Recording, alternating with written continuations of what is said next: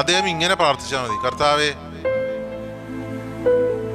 ഞാൻ എളിമപ്പെടാൻ ആഗ്രഹിക്കുന്നു, എന്നെ അനുഗ്രഹിക്കണം.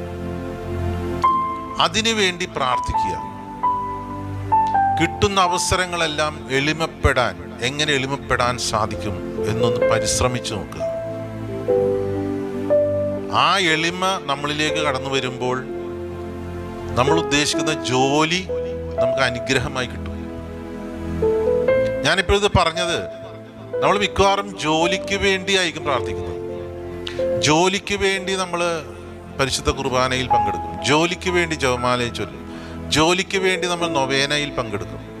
എന്നാൽ ഇങ്ങനെ ഒന്ന് ചെയ്തു നോക്കുക.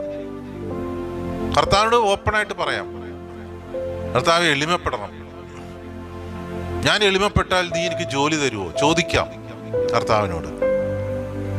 എന്നിട്ട് അതുപോലെ അങ്ങോട്ട്